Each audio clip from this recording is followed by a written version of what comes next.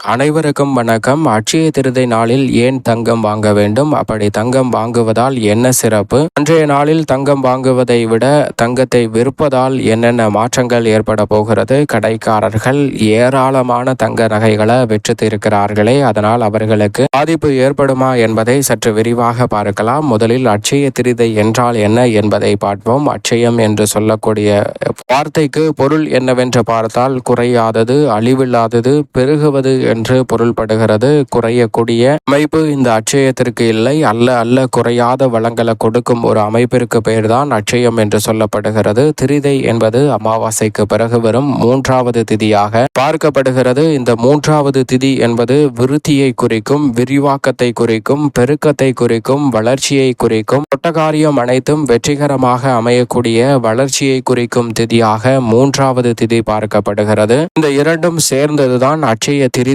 என்று சொல்லப்படுகிறது. இப்படிப்பட்ட இந்த மங்களகரமான அட்சய திரிதை நாளில் எந்த காரியத்தை செய்தாலும் அவை வளர்ச்சி நிறைந்தவையாக அமையும். தொட்ட காரியங்கள் வளர்ச்சி பெறுவதோடு மிக பெரிய அளவிலான அற்புதமான வாய்ப்புகளும் ஒளிமயமான வளர்ச்சி நிறைந்த சந்தர்ப்பங்களும் உங்களை தேடி வரும். சௌபாகியம் அதிகரிக்கும். அட்சய திரிதை நாளில் குறையாத புண்ணியங்களை பெறக்கூடிய வகையில் பல நல்ல வாய்ப்புகள் கிடைக்கும். நினைப்பதை விட பல நல்ல வாய்ப்புகளும் சந்தர்ப்பங்களும் அடுத்தடுத்து உருவாகும். இன்றைய நாளில் கிரக அமைப்பின்படி என்ன சிறப்பு என்று பார்த்தால், முதன்மை கிரகமாக இருக்கக்கூடிய சூரியன், விதுர்காரகன் என்று சொல்லக்கூடிய சூரியன் மிக வலுவாக உச்சபலம் பெற்றிருக்கிறார். நம்பர் 1 கிரகம் என்று சொல்லக்கூடிய முதன்மை கிரகமான உஷ்ண கிரகமான சூரியன் உச்சபலம் பெற்றிருக்கும் போது, இரண்டாம் எண்ணை குறிக்கக்கூடிய சந்திரன், மாதுர்காரகன் என்று சொல்லக்கூடிய சந்திரனும் உச்சபலம் பெற்றிருக்கும் நாளாக பார்க்கப்படுகிறது. சூரியன், சந்திரன் ஆகிய 2 கிரக நிலைகளும் உச்சபலம் பெற்றிருக்கும் நாள் தான் இந்த அட்சய திரிதை என்று சொல்லப்படுகிறது. சூரியன் மேசராசியில் உச்சபலம் பெற்றும் சந்திரன் ரிஷப ராசியில் உச்சபலம் பெற்றும் வலம் வரக்கூடிய வேளையில் அமாவாசைக்கு பிறகு வளர்பிறை சந்திரனாக வலம் வருகிறார். அதிலும் மூன்றாவது நாள், மூன்றாவது திதி.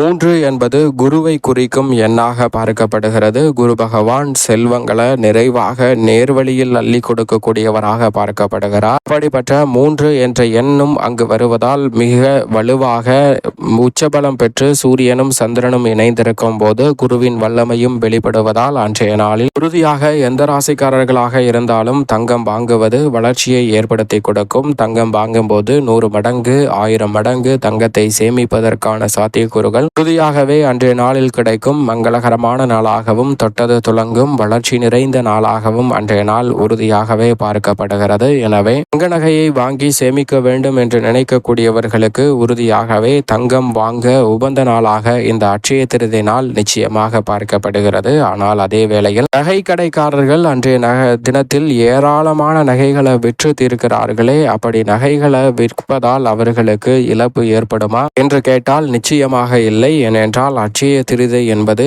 எந்த காரியத்தை அன்றைய நாளில் செய்தாலும் அவை வளர்ச்சி நிறைந்தவையாக அமையும். உதாரணமாக அன்றைய நாளில் குறிப்பாக ஒரு 10 பேருக்கு, ஏழை எளியவர்களுக்கு ஏதேனும் தங்களால் இயன்ற உதவிகளை செய்கிறீர்கள். குறிப்பாக அவர்களுக்கு புத்தாடை எடுத்து கொடுக்கிறீர்கள் என்று வைத்துக் கொண்டால், இந்த வருடம் 10 பேருக்கு புத்தாடை எடுத்து கொடுக்கக்கூடிய அளவிற்கு உங்களுக்கு செல்வ வளம் கிடைத்திருக்கிறது இந்த அட்சய திருதை நாளில் என்றால், அடுத்த வருடத்திற்குள் அவை 100 மடங்கு 1000 மடங்கு என வளர்ச்சி பெறக்கூடிய சந்தர்ப்பம் கிடைக்கும். எனவே அடுத்த வருடத்தில் நீங்கள் 100 பேருக்கோ அல்லது 1000 பேருக்கோ அதை விட கூடுதலாகவோ புத்தாடை எடுத்து கொடுக்கக்கூடிய அளவிற்கு உங்களுக்கு செல்வ வளம் உங்களை தேடி வந்திருக்கும். அப்படிப்பட்ட சிறப்பு வாய்ந்த ஒரு நாள் தான் இந்த அட்சய திருதை நாள். எனவே நீங்கள் தான தர்ம காரியங்கள் செய்தாலே மிகப்பெரிய அளவிலான வளர்ச்சியை, அந்த தான தர்ம காரியங்களை தொடர்ந்து செய்யக்கூடிய அளவிற்கு உங்களுக்கான பொருளாதார தேவைகளை பூர்த்தி செய்யும் நாளாக இன்றைய நாள் மங்களகரமான நாளாக பார்க்கப்படுகிறது. அப்படிப்பட்ட அந்த நாளில் தங்க நகை கடைக்காரர்கள் நகைகளை விற்று தீர்க்கிறார்கள் என்றால் அவர்கள் இழப்போடு விற்பதில்லை. அதிக லாபத்தை வைத்து அதில்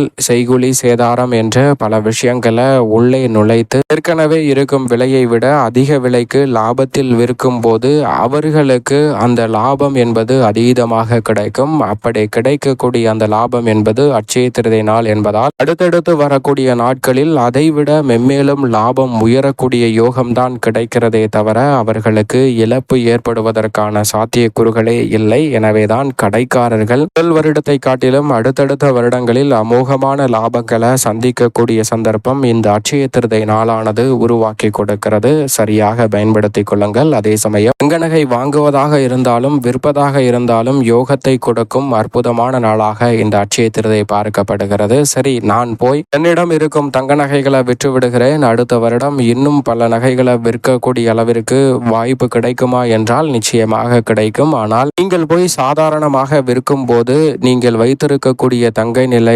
நகைக்கு அன்றைய நிலையில் என்ன மார்க்கெட் விலையோ அந்த விலையை விட குறைத்துதான் விற்க முடியும். சேதாரம் என்று சொல்லக்கூடிய வகையில் சில கழிவுகளை சந்தித்து விற்பதால் இழப்புகளை தான் சந்திக்க முடியும். உங்களுக்கு அந்த விற்பனையில் லாபம் கிடைக்காது. அதை தொடர்ந்து செய்தாலும் பெரிய அளவில் லாபம் கிடைக்காத ஒரு அமைப்பு தான். ஆனால் கடைக்காரர்களுக்கு அப்படி அல்ல, லாபத்தை பல மடங்கு உயர்த்தக்கூடிய சந்தர்ப்பம் உண்டு. எனவே தங்க நகையை இருக்கக்கூடிய விஷயங்களில் நாம் செய்வதை விட கடைக்காரர்கள் செய்வதால் அதிக லாபம் உண்டு. நாம் சிறிதளவு தங்கத்தை வாங்கி சேமிப்பதால் நிச்சயமாக நல்ல பலன் கிடைக்கும். அதே சமயம் கடன் வாங்கக்கூடாது. கடன் வாங்கினால் கடன் மென்மேலும் உயரக்கூடிய சந்தர்ப்பம் உண்டு. தங்க நகையை அடகு வைத்து கடன் வாங்கினால் தங்க நகையை அடகு வைத்து கடன் பெருகுவதற்கான யோகமும் உண்டு. அது ஒரு வகையில் சாபம் என்று பார்க்கப்பட்டாலும் அதுவும் ஒரு விதத்தில் வரமாக தான் இருக்கிறது. அது எப்படி என்று நீங்கள் புரிந்து கொண்டால் கமெண்ட் பாக்ஸில் மறக்காமல் அதற்கான தெளிவான விளக்கத்தை பதிவிடுங்கள், மற்றவர்களும் புரிந்து கொள்ளட்டும். ஏனென்றால் கடன் தங்க நகையை வைத்து வாங்குவது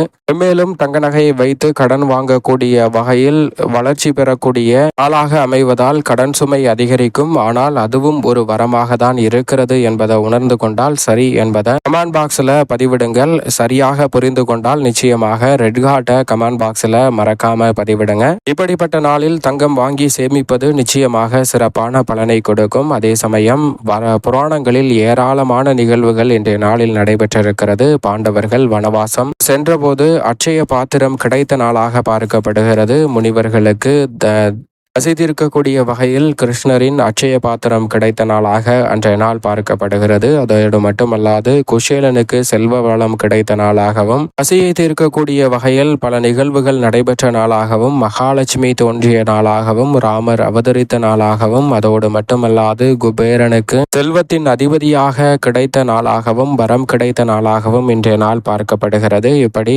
ஏராளமான வரலாற்று நிகழ்வுகள் இன்றைய நாளில் நடைபெற்றிருக்கிறது. இன்றைய நாளில் தங்கம் மட்டுமல்ல, தங்கம், வெள்ளி, உப்பு, மல்லிகைப்பூ போன்ற பொருட்களை வாங்கி வைப்பதால் உங்களுடைய வாழ்வில் செல்வ வளம் நிச்சயமாக உயரும். ஆனால் அன்றைய தினத்தில் கடன் வாங்குவதை தவிர்ப்பது நல்லது. நிலைவில் இருக்கட்டும், கடன் மட்டும் வாங்க வேண்டாம், அதை தவிர்த்து விடுங்க. அதே சமயம் தீங்கான எண்ணங்களையும் தவிர்ப்பது நல்லது. அன்றைய தினத்தில் அதிகாலையில் எழுந்து நீராடி பிரம்ம முகூர்த்தத்தில் குளித்துவிட்டு பூஜை செய்யுங்கள். விஷ்ணு பகவானை பூஜை செய்வது இரட்டிப்பு நன்மையை அள்ளி கொடுக்கும். நிறைகுடம் ஒன்றை தானமாக கொடுங்கள். தண்ணீர் நிரம்பிய நிறைகுடம் ஒன்றை தானமாக கொடுப்பது மகத்தான புண்ணியத்தை கொடுக்கும். வீட்டு வாசலில் கோலம் போட்டு விளக்கேற்றி மாவிலை தோரணம் கட்டி வழிபாடு செய்தல் சிறப்பான வளர்ச்சியை ஏற்படுத்தி கொடுக்கும். ஆடு மாடு பறவைகளுக்கு உணவு கொடுங்கள், நீர் வையுங்கள், மிக சிறப்பான வளர்ச்சி உண்டு. பசி என்று வந்தவர்களுக்கு ஒரு வாய் சோறு கொடுங்கள். அன்றைய நாள் மிக சிறப்பானதாக உங்களுக்கு நிச்சயமாக அமையும். உடையில்லாதவர்களுக்கு புத்தாடை வாங்கி கொடுங்கள். மிக பெரிய அளவிலான செல்வ வளம் அட்சய திருதி நாளில் உங்களை தேடி வரும். இந்த அட்சய திருதி நாளில் தங்கம் வாங்குவது உறுதியாகவே யோகத்தை நிச்சயமாக பெற்றுத்தரும் என்பதில் சந்தேகமே இல்லை.